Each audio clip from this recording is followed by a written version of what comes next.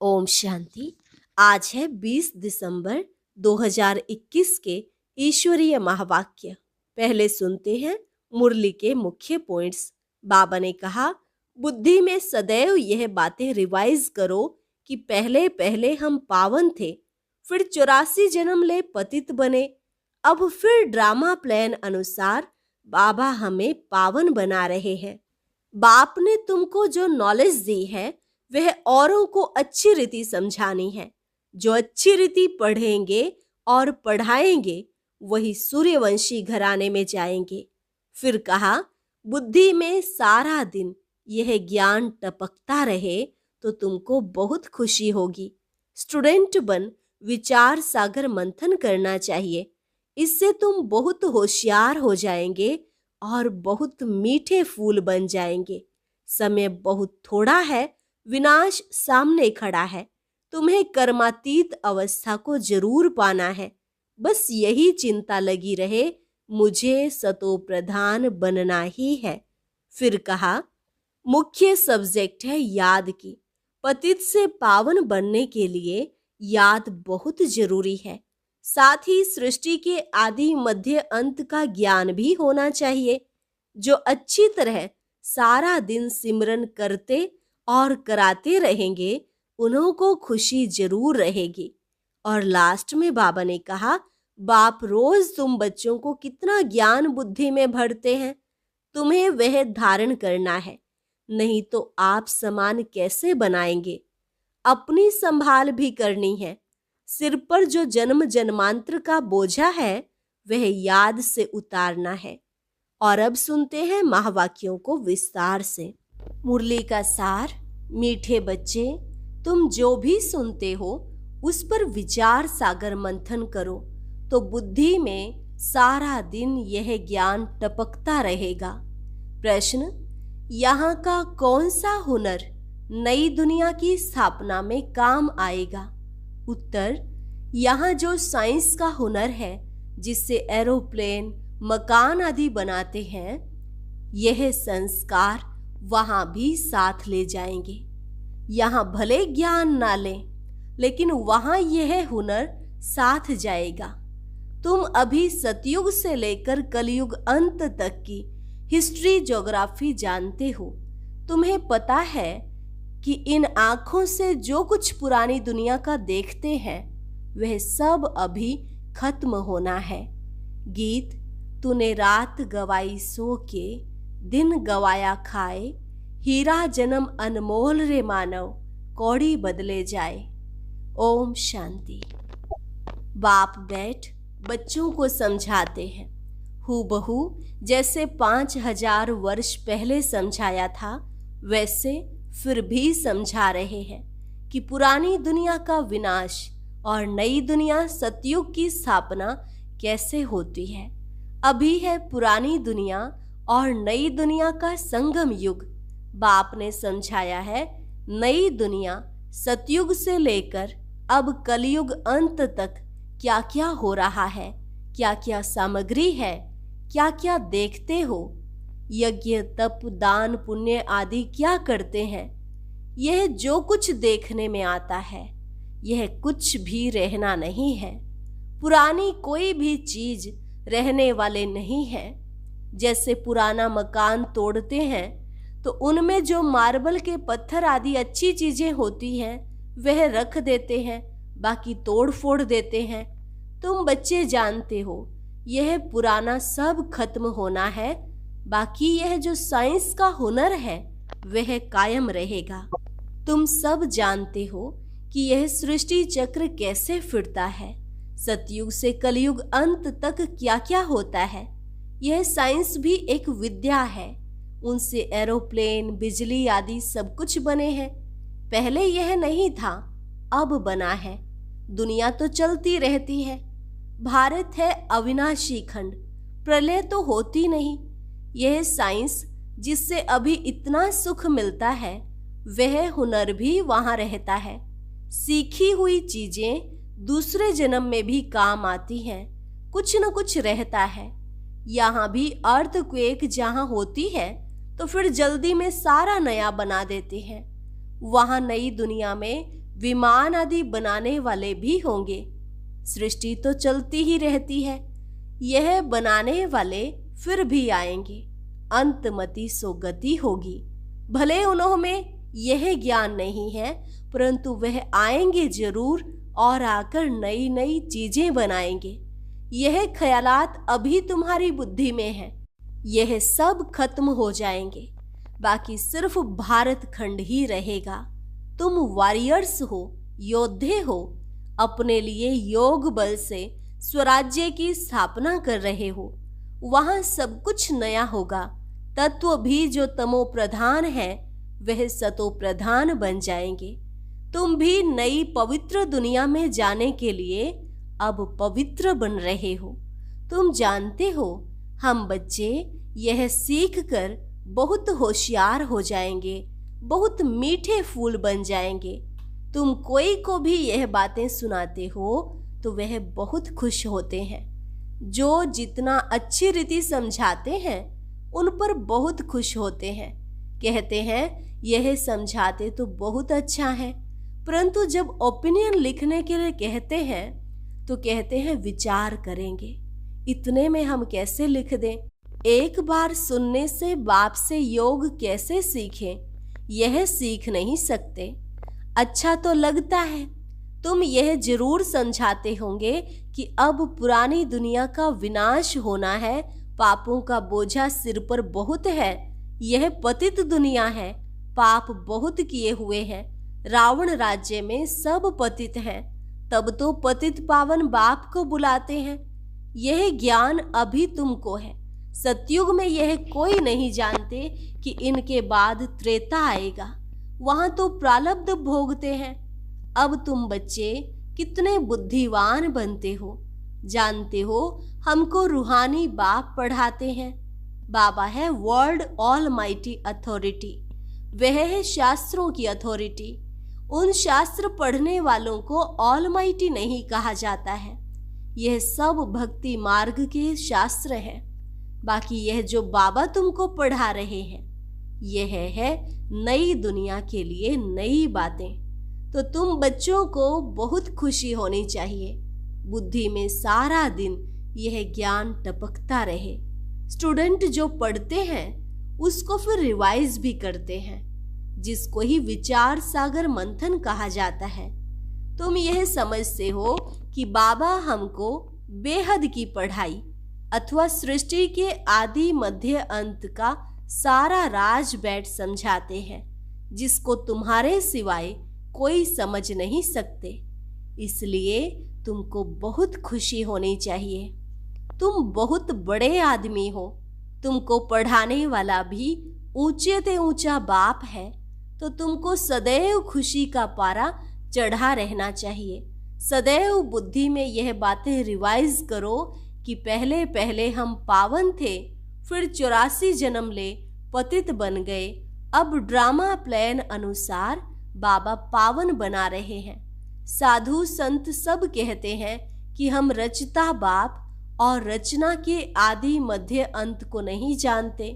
तुम जानते हो क्राइस्ट फिर अपने समय पर आएगा। क्रिश्चियन का जैसे सारी पृथ्वी पर राज्य था, अब सब अलग अलग हो गए हैं, आपस में लड़ झगड़ रहे हैं। अब कहते हैं एक राज्य, एक भाषा हो, मतभेद न हो। यह कैसे हो सकता है? अब तो आपस में लड़ झगड़ कर और ही पक्के हो गए हैं। अभी यह तो हो नहीं सकता जो सबकी एक देवताई मत हो जाए। भले कहते हैं राम राज्य चाहिए, परंतु समझते कुछ नहीं है। तुमको भी पहले कुछ पता नहीं था। अभी तुम ब्राह्मण बने हो। तुम जानते हो हमारा युग ही अलग है।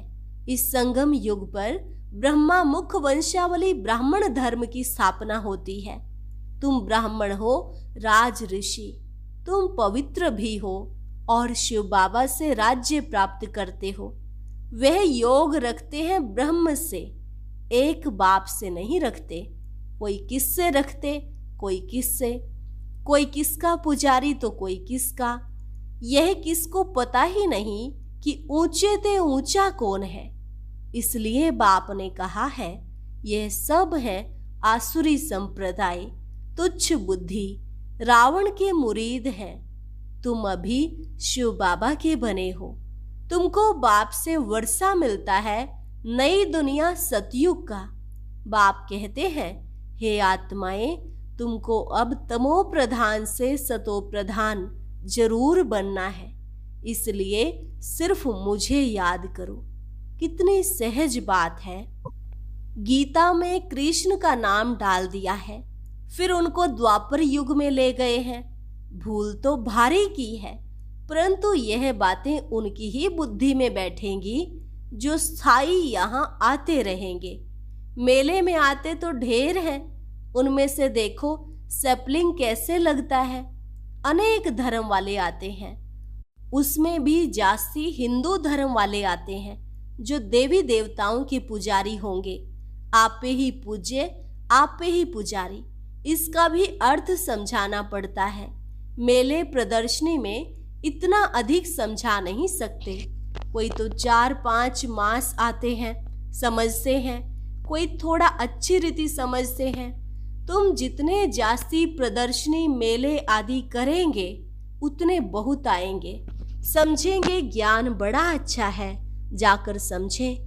सेंटर पर इतने चित्र नहीं होते, प्रदर्शनी में बहुत चित्र होते हैं। तुम समझाते हो तो अच्छा भी उन्हों को लगता है, परंतु बाहर जाने से माया का वायुमंडल है, अपने धंधे धोरी में लग जाते हैं।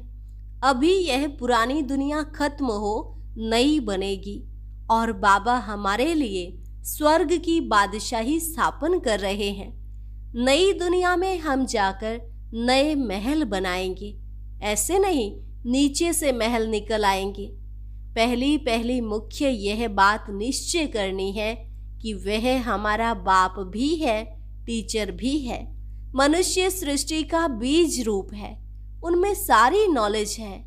तब तो महिमा गाते हैं ज्ञान का सागर। वह बीज जड़ होता है, वह बोल ना सके। यह बीज चैतन्य है, शिव बाबा मनुष्य सृष्टि रूपी झाड़ का बीज। बाप ने तुमको सारी नॉलेज दी है जो औरों को अच्छी रीति समझानी है। मेले व प्रदर्शनी में ढेर आते हैं, निकलते कोटों में कोई है, 7-8 दिन आकर फिर गुम हो जाते हैं। ऐसे करते करते कोई न कोई निकल आएगा। समय थोड़ा है, विनाश सामने खड़ा है। कर्मातीत अवस्था को पाना है जरूर। पतित से पावन होने के लिए याद बहुत जरूरी है, अपनी संभाल करनी है। मुझे सतो प्रधान बनना है, यह चिंता लगी रहे, क्योंकि सिर पर जन्म जन्मांतर का बोझा है। रावण राज्य होने से सीढ़ी उतरते ही आए हो, अब योग बल से चढ़ना है। रात दिन यही फिक्रात रहे कि मुझे सतो प्रधान बनना है। और सृष्टि चक्र की नॉलेज भी बुद्धि में चाहिए। स्कूल में भी यह रहता है कि हम फलानी फलानी सब्जेक्ट में पास हो जाएं। इसमें मुख्य सब्जेक्ट है याद की। सृष्टि के आदि मध्य अंत का भी ज्ञान चाहिए। तुम्हारी बुद्धि में सारा सीढ़ी का ज्ञान है कि अब हम बाबा की याद से सतयुगी सूर्यवंशी घराने की सीढ़ी चढ़ते हैं। 84 जन्म लेते सीढ़ी उतरते आए, अब फट से चढ़ना है। गायन है ना, सेकंड में जीवन मुक्ति। इस जन्म में ही बाप से जीवन मुक्ति का वर्षा लेकर सो देवता बन जाएंगे। बाबा कहते हैं, बच्चे तुम ही सूर्यवंशी थे, फिर चंद्रवंशी, वैश्यवंशी बने। अभी तुमको ब्राह्मण बनाता हूँ। ब्राह्मण है चोटी, ऊंचे ते ऊंचा परमपिता परमात्मा आकर ब्राह्मण, देवता, क्षत्रिय धर्म, तीनों धर्मों की स्थापना करते हैं। तुम जानते हो अभी हम ब्राह्मण वर्ण में हैं, फिर देवता वर्ण में आएंगे। बच्चों को रोज कितना बुद्धि में ज्ञान भरते हैं, जिसको धारण करना है, नहीं तो आप समान कैसे बनाएंगे। सूर्यवंशी घराने में बहुत थोड़े आएंगे जो अच्छी रीति पढ़ेंगे और पढ़ाएंगे। इस समय तुम्हारी गत मत दुनिया से बिल्कुल न्यारी है। जैसे कहते हैं ईश्वर की गतमत न्यारी है। तुम्हारे सिवाय कोई भी बाप से योग लगाते नहीं है। प्रदर्शनी में आते हैं फिर चले जाते हैं, वह बन जाते हैं प्रजा। बाकी जो अच्छी रीति पढ़ेंगे पढ़ाएंगे वह अच्छा पद पा सकते हैं। फिर तुम्हारी यह मिशनरी भी जोर बढ़ती जाएगी, बहुतों को कशिश होगी, आते रहेंगे। नई बात को फैलने में समय तो लगता है ना। चित्र भी फट से बहुत बन जाएंगे। दिन प्रतिदिन मनुष्य भी वृद्धि को पाते जाते हैं। तुम जानते हो, यह जो बॉम्ब्स आदि की लड़ाई लगेगी फिर क्या हाल होगा। दिन प्रतिदिन दुख अपार होता जाएगा। आखिरीन यह दुख की दुनिया खत्म होगी, टोटल विनाश नहीं होगा। शास्त्रों में गायन है, यह भारत अविनाशी खंड है। तुम जानते हो हमारा यादगार हूबहू आबू में है, उस पर समझाना चाहिए। वह है जड़ यादगार। यहाँ प्रैक्टिकल स्थापना हो रही है। राजयोग सीख रहे हो बैकुंठ के लिए।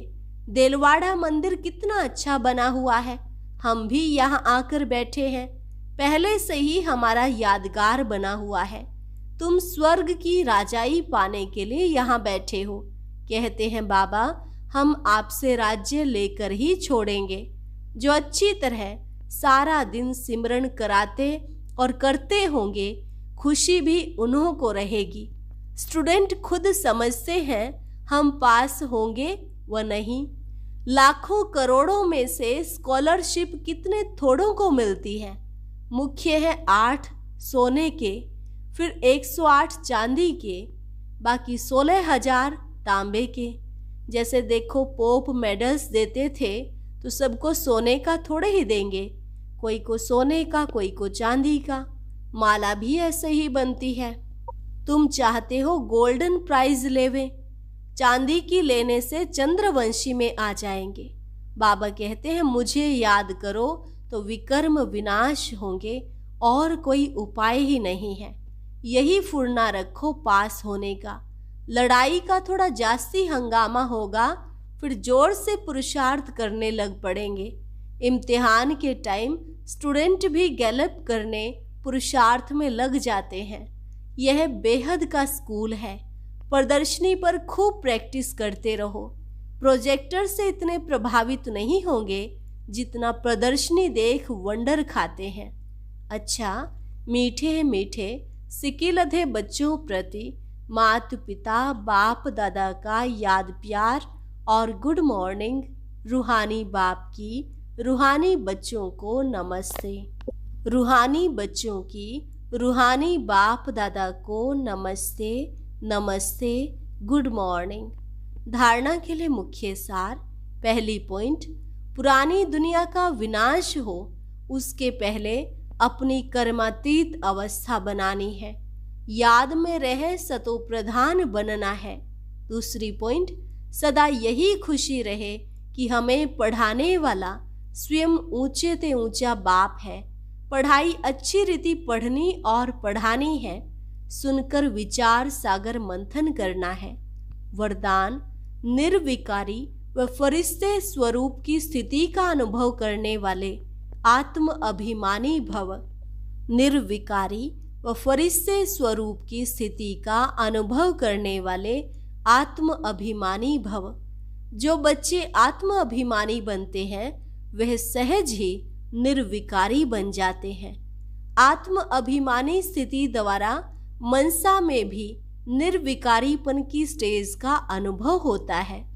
ऐसे निर्विकारी जिन्हें किसी भी प्रकार की इम्प्योरिटी और 5 तत्वों की आकर्षित नहीं करती, वही फरिश्ता कहलाते हैं। इसके लिए साकार में रहते हुए अपने निराकारी आत्म अभिमानी स्थिति में स्थित रहो। स्लोगन, जीवन में अतीन्द्रिय सुख का अनुभव करने के लिए विशेष अमृत वेले एकांत प्रिय बनो।